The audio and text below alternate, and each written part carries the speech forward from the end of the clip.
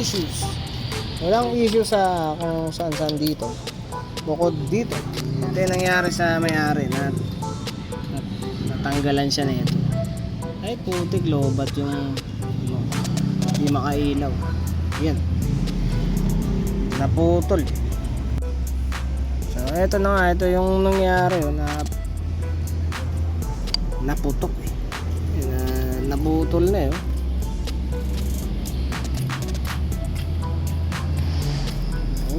Ang putik. Lapnos yung legs ni sir. Putik na yan. So eto, meron tayong pamalit dito, kaso yung papalitan, putik, galit yata yung mga diskarte ng mga galit na mekaniko. Ayan. Paano ko nasabing galit? Yung pwestuhan ng screw, ayan, nakatalikod, kita nyo ba? Ayan. So paano i-screw niya? Nakabalik, diba? Ayan, nasa likod, sa lipi ko dito. Bang! Hindi makuha ang putik. Galing, diba? Busit talaga itong mga ito.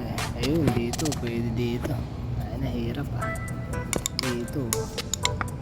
Point, negative pa rin. Busit talaga.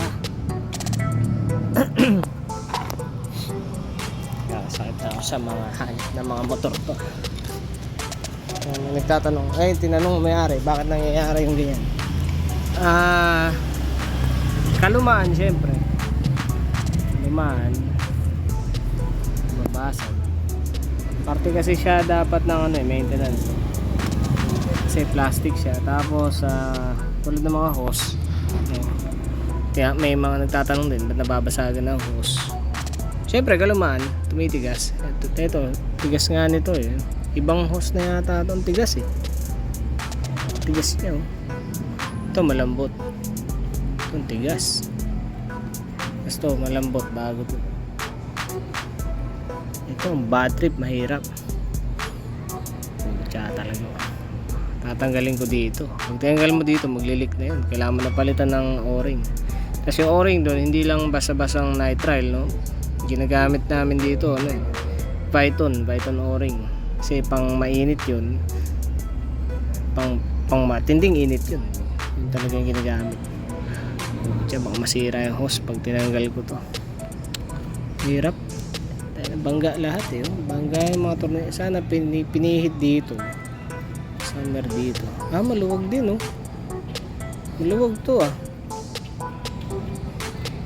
Hindi na nga nila naigpitan siguro. Hanip. So ito parang lumang pelikula naman tong video natin. Sorry Ayan. Labas ko na yung mga yung bagong ewan ko anong tawag dyan, bayag daw.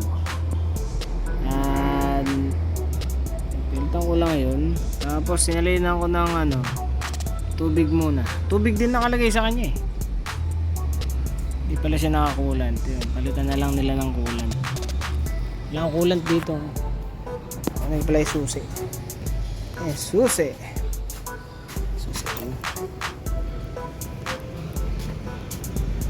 luwag na doon sa shop. Naayos ko pa Hindi marami pang kailangang ayusin para doon na tayo gagawa sa loob.